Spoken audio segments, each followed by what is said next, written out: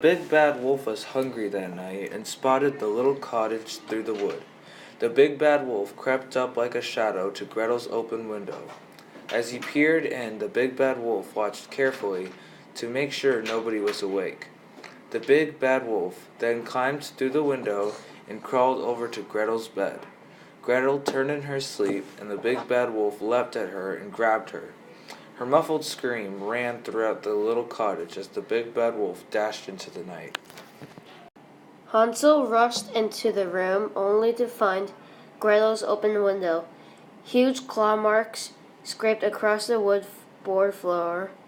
Hansel could only think of one beast that could have done this.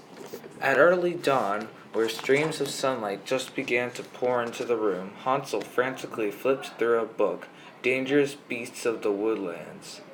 He looked for the section that had information on the wolf. "Aha!" he shouted. He found the page. He began to read the page. This is what he read. The big bad wolf is a dangerous creature that lives in a cave under the tree of horrors deep in the center of the wood. His fur is tougher than iron and can only be pierced with a golden blade.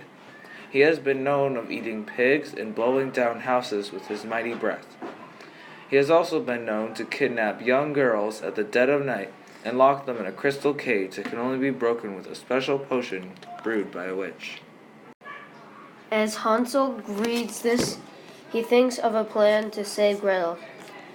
He dashes out of the little cottage and into the woods. He heads for the witch's house, the very one that tried to cook and eat him. He remembers seeing an old golden sword tucked away. She's bound to have a spell book. When he reaches the house, he tries the door, but it has been boarded up for a while now. He then tries to squeeze through the window. He pushes through with a pop and lands in a heap on the ground. The room had been untouched since he was captive here, and there is a faint burnt smell to the room. He opens the closet where he took a glimpse of the sword, and as he opens it, bats pour out of it. He swats them away at the glittering sword, falls to the floor, and as picks it up, it is very heavy in his hands. "This must be it," Hansel says to himself. He sheaths it and puts it at his side. Now all he needed was to find the witch's spellbook. He walks around the room looking in all the cupboards and shelves. He then turns to find a bookshelf, of course. "How could I have been so stupid?" he exclaims. He flipped through the book, looking at all the pictures to find which one could shatter the cage.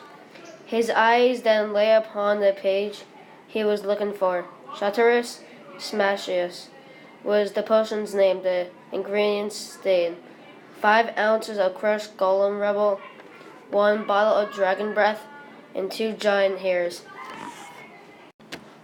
Hansel spent the rest of the day tearing apart the witch's disorganized house looking for said ingredients. He found the crushed golem rubble tucked under the recipe book, How to Cook a Kid.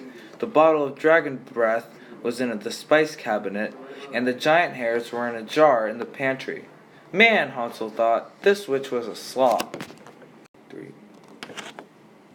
He then took all the ingredients to the big cauldron at the end of the room. It was so big he could fit a boulder inside it. He climbed to the rim of the cauldron and opened the spell book once more for more instructions. Light small fire beneath cauldron. Pour 20 ounces of water and 2 teaspoons of goblin spit. Cook and stir for 30 minutes. Note: be sure to pour in non-glass flask. When finished, the potion will shatter a glass bottle. Hansel dumped all of the ingredients into the pot and poured the water in. He picked up the witch's string spoon and slowly stirred the mixture. 30 minutes had gone by and Hansel was getting bored. He lost concentration and accidentally knocked a glass bottle into the boiling brew. The second the bottle touched the surface of the liquid, it shattered. I think it's ready, said Hansel in a surprised voice. Hansel looked on the nearby table and spied a small flask made of a bull's horn. He grabbed the flask and dipped it into the pot. He then screwed the cork on it and put it at his side next to the sword. He then squeezed back through the window and dashed into the woods. As he continued to run, the forest around grew darker. Hansel began to have an uneasy feeling in his stomach. All of a sudden, a raven flew across the path. Startled, Hansel let out a loud shriek and tripped on a root and fell to the ground. The raven cawed and flew up onto a branch.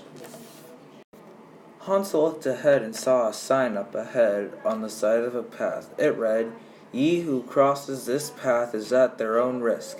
Beyond ye is the dark forest where monsters lie in wait."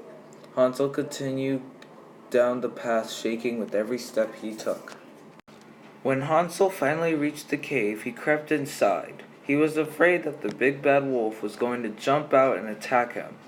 He then heard a frightening cackle. The big bad wolf roared and leapt at him with his mighty claws, but Hansel grabbed his golden sword and sliced at the wolf. The big bad wolf howled and then fell to the ground with a thump, dead. Hansel dropped his sword to shatter the cage.